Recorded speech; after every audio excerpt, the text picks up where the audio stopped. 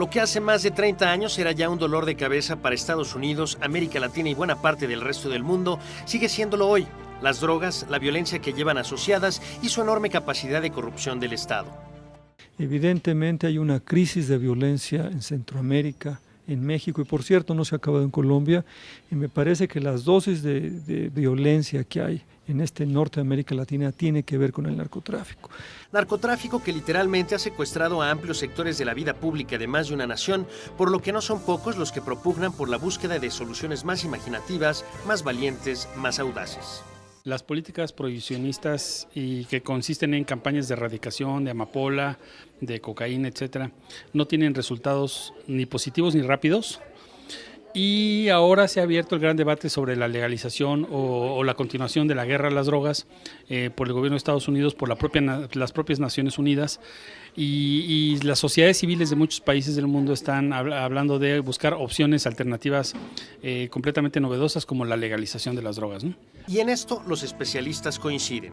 A mí me parece, digamos, que todas las opciones deben estar abiertas, que la política de interdicción de Washington, que ha durado ya más de 4 décadas, simple y sencillamente no sirve, hay que tirarla a la basura, y me parece que todas las opciones, incluso la legalización de la marihuana y de las drogas no duras, debe estar sobre la mesa.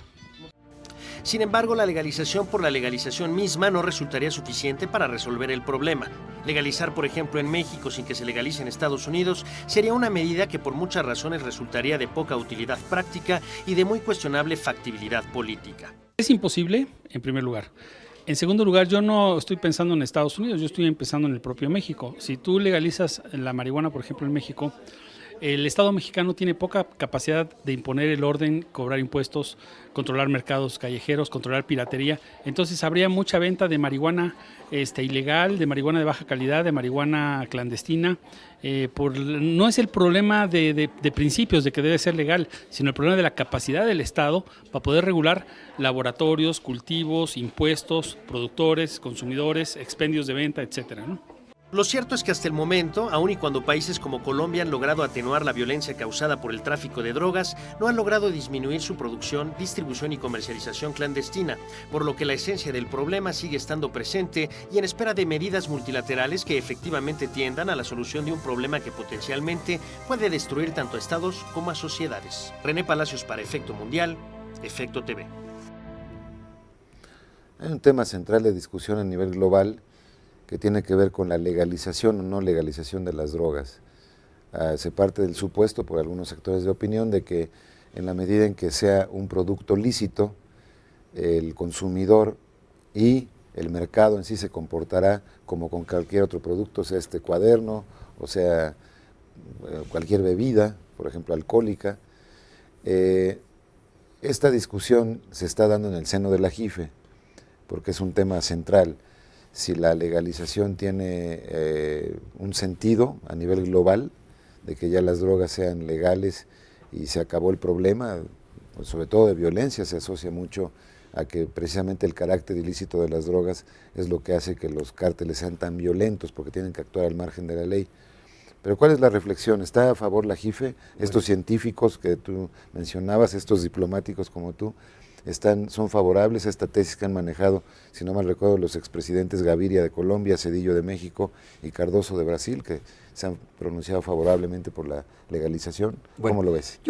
Como lo estamos viendo en la JIFE, es más, en 1992, en el informe 92, aparece, nosotros cada año ponemos un tema en nuestro informe.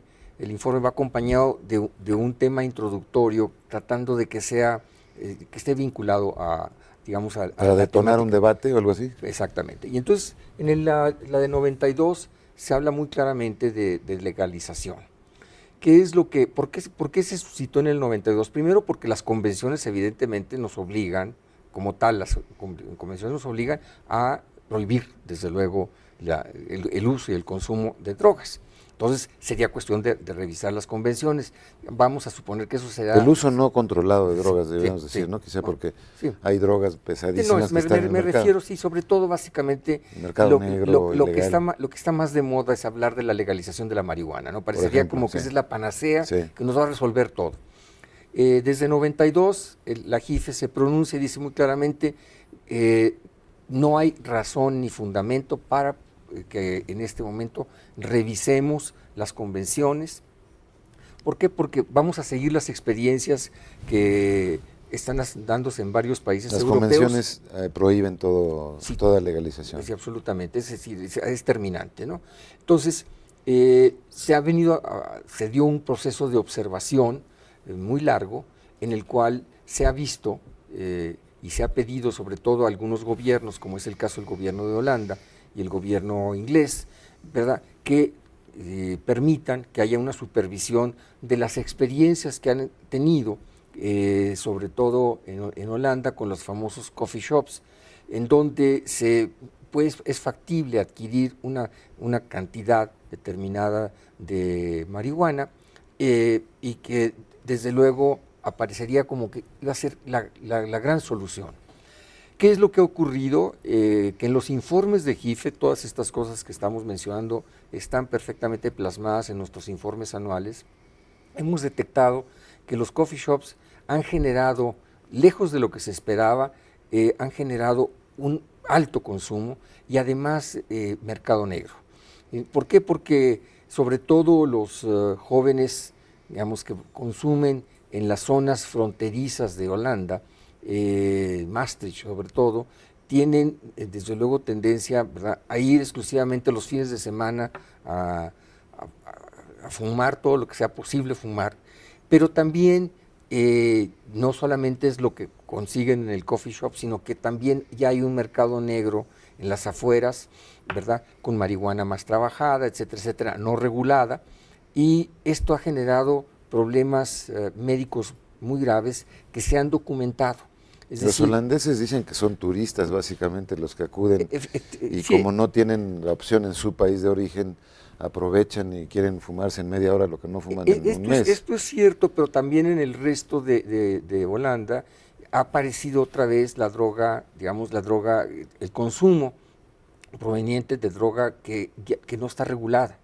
Entonces, lo cierto es que o sea, a pesar de que es lícito en los coffee shops, hay un mercado alternativo.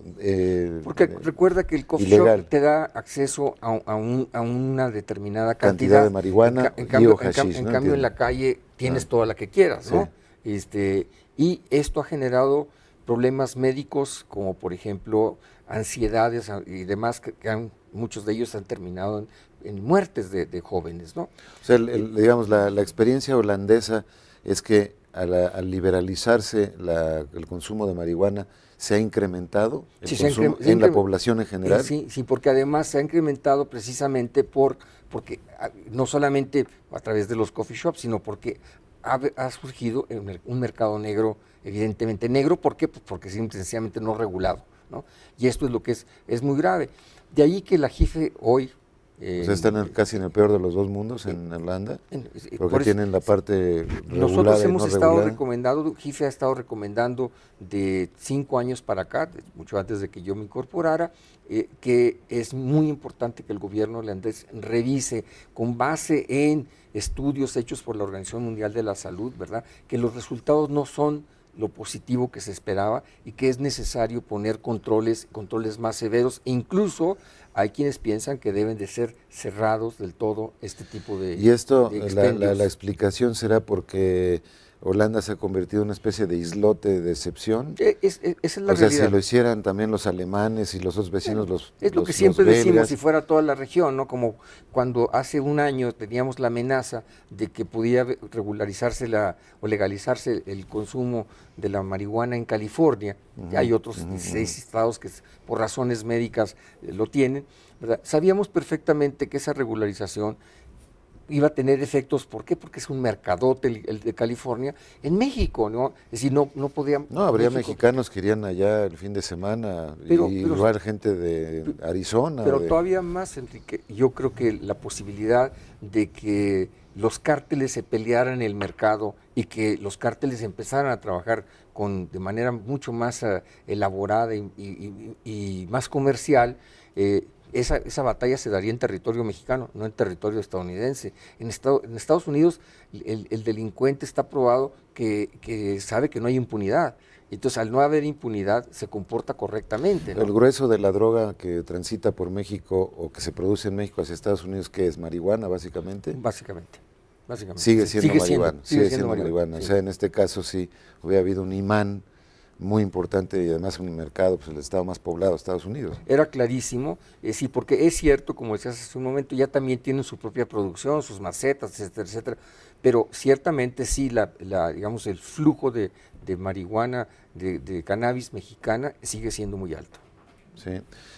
Entonces tenemos esa parte de legalización. ¿Y qué piensan ustedes del informe de Cardoso, Zedillo y Gaviria? Evidentemente la JIFE está en contra, hemos hecho nosotros pronunciamientos muy puntuales de que no es una panacea como se está planteando. En todo caso, decíamos hace un rato, si se fuera una cuestión regional o global, pero digamos que un país piense, como sería el caso mexicano o el colombiano, que solamente porque se decide legalizar en su consumo, con eso ya se va a resolver, no se va a resolver. En el debate siempre está, Jorge, detrás de esto, si el tema de las drogas, hablándolo en términos generales, es un asunto de salud pública o de seguridad nacional o seguridad pública.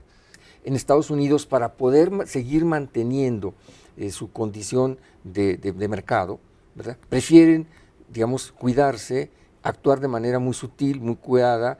Pero no, ambos, la policía y los delincuentes. Yo diría que la policía dice, yo cumplo, tengo mis instrucciones con mi mandato, ¿no? Y mi mandato es, si puede uno ir a un mall, a una serie de tiendas en Estados Unidos y ver gente que ya nos hemos aprendido a reconocer como que andan en otras actividades y los ve uno comportarse perfectamente bien, me refiero sobre todo a los malls en ciudades fronterizas, los ve uno comportarse perfectamente bien, ni un papel tiran en la calle, ¿no? Pero están operando, están trabajando y los ve uno subirse a un Mercedes 600 que vale $350,000 y su tipo no daba para un Mercedes de $350,000, pero no están operando, la policía no tiene por qué detenerlos por tener un Mercedes de $350,000, eso no es delito. Sí, no. Es delito que es sospechoso, pero a lo mejor no es delito. Bueno, pero si lo están buscando sobre la base de algún dato, si no tienen ese dato, ¿por qué? Lo cual es bastante contradictorio. En otros lados están haciendo eso del racial profiling, ¿no? De que de acuerdo como te ves, te pueden detener en la calle y pedirte tus documentos.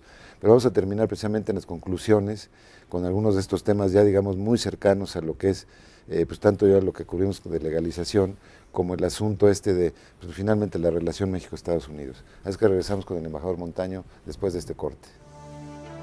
La Proposición 19, cuyo nombre oficial fue el de Decreto 2010 para la regulación, control y fiscalización del cannabis, fue una iniciativa de ley sometida a referéndum en el estado de California el 2 de noviembre de 2010, obteniendo tan solo el apoyo del 46.5% del electorado californiano, siendo rechazada por el restante 53.5%.